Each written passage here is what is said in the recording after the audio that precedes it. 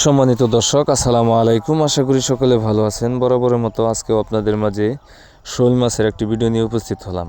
তো আপনারা যারা ভিয়েতনামে শোল মাছের পোনা চাষ করতে চান তারা চাইলে এই ভিডিওটি সম্পূর্ণ দেখবেন। বর্তমান সময়ে এই ভিয়েতনামে শোল মাছের চাষ দিনকে দিন ব্যাপক হারে বেড়ে যাচ্ছে। কারণ হচ্ছে এই শোল মাছের বাজার চাহিদা সবসময় থাকে, এবং কি এই শোল মাছকে আপনার সাধারণত ফিট খাবার খাইয়ে চাষ করতে পারবেন। কেননা এগুলো দেশি শোল মাছ না, এগুলো জন্ম থেকেই ফিট খাইয়ে অভ্যস্ত। এগুলো আপনার 1 থেকে 1.5 ইঞ্চি সাইজ থেকেই ফিট খাওয়া এগোর পক্ষে সম্ভব হয়, যার কারণে আপনি এই ফিট খাবার খাইয়ে এগুলোকে ট্যাঙ্কে বা হাউজে বা ঘেরেও চাষ করতে পারবেন।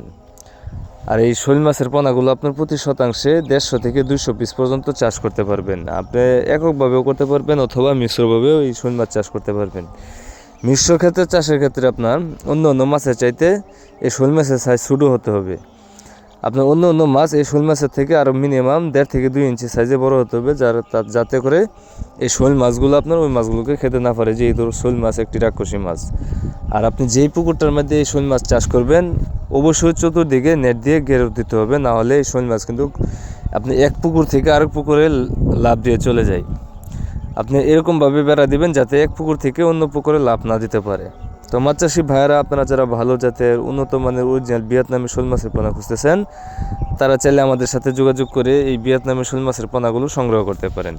আমরা এই ভিয়েতনামি শোল মাছের পোনাগুলো সারা বাংলাদেশে অক্সিজেনের মাধ্যমে হোম ডেলিভারি দিয়ে থাকি, অথবা আপনারা যারা নিজে এসে নিতে চান চাইলে নিজেও এসে আমাদের হ্যাচারি থেকে এই ভিয়েতনামি শোল মাছের পোনাগুলো সংগ্রহ করতে পারবেন।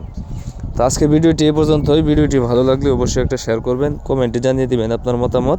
আর আপনারা যারা আমার চ্যানেলটি সাবস্ক্রাইব করেননি, আশা করি চ্যানেলটি সাবস্ক্রাইব করে সাথে থাকা বেল আইকনটি অন করে দিবেন। তো আজকের মতো এখানে বিদায় নিচ্ছি। সবাই ভালো থাকবেন, সুস্থ থাকবেন।